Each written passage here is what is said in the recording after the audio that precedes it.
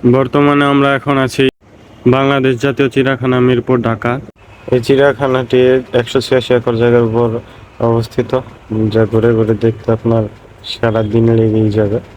তো আসলাম টিকিট কাটতে। টিকিটের প্রতি মূল্য 50 টাকা করে। টিকিটটা পাওয়া মাত্রই চলে গেলাম ভিতরে। ভিডিওটি দেখে বুঝতে পারতেছেন হাজার হাজার মানুষের ভিড়। ভিতরে ঢোকা মাত্রই চলে গেলাম চোদলিংপং টাইগার মামার কাছে, যে দেখি টাইগার মামাটা কি যেন খাচ্ছে। ও থুক্কো, এটা টাইগার মামা না, এটা টাইগার মামি, স্ত্রী বাঘ।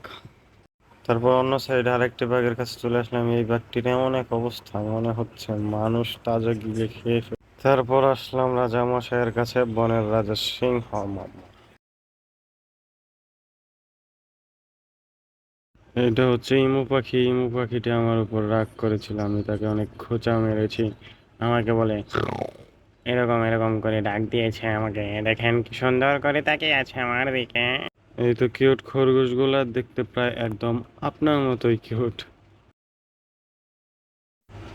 এটা হচ্ছে রাজধনের পাখি, অস্তুক্য রাজধনেশ পাখি। এর ঠোঁট প্রায় 1 হাতের মতো। ভিডিওর ক্যামেরায় হয়তো ভালোভাবে বোঝা যাইতেছে না, বিশাল আকারের পাখি। এটা হচ্ছে কালেম পাখি। কালেম পাখি।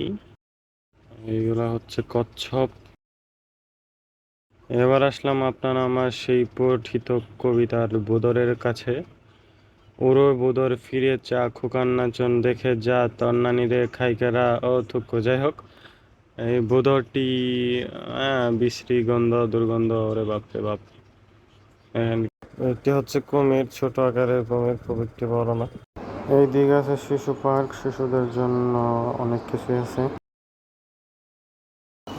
দোলনা ছোট বড় সবাই দুলতেছে। এখানে হচ্ছে ট্রেন, ট্রেনে সবাই ঘুরতেছে। এখানে হচ্ছে জেব্রা, জেব্রা ঘাস খাচ্ছে।